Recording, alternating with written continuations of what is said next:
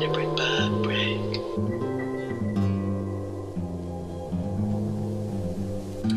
So, let's talk about what Christopher Columbus really did.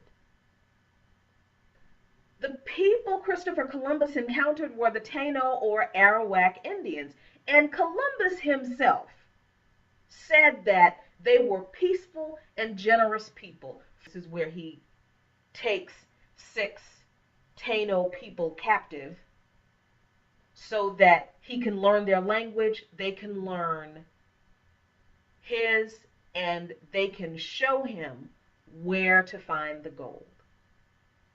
And this comes not because they are ignorant. On the contrary, they are men of very subtle wit who navigate all those seas and who give a marvelously good account of everything. But because they never saw men wearing clothes, nor like that of our ships.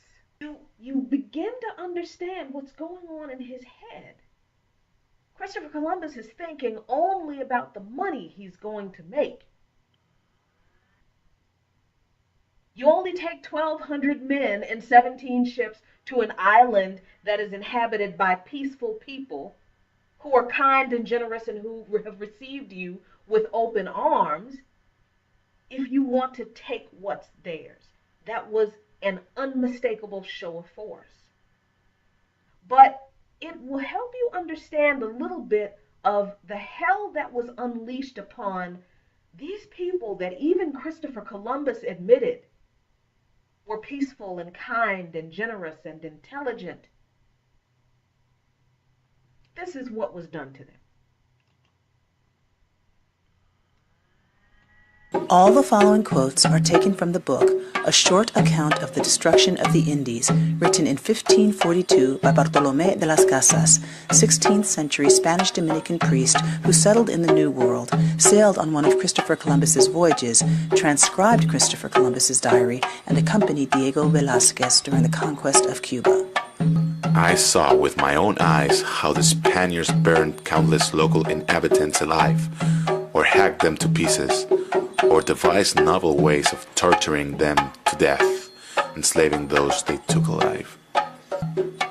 They grabbed suckling infants by the feet, and ripping them from their mother's breast, dashed them headlong against the rocks.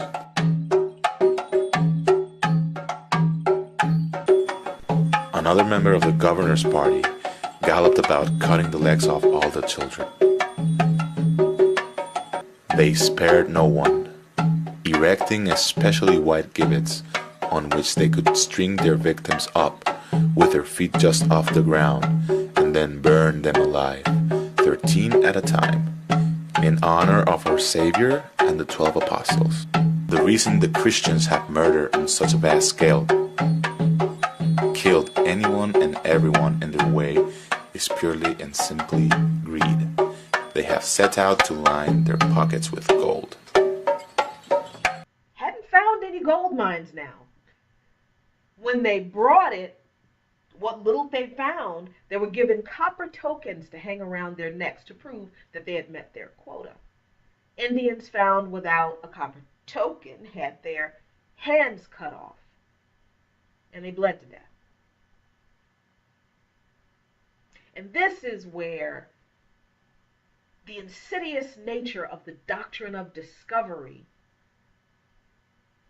serves to render people who are outside of a belief system that those with authority and power, those who control the narrative of history, deem unworthy to be considered worthy enough to be included in the narrative of history.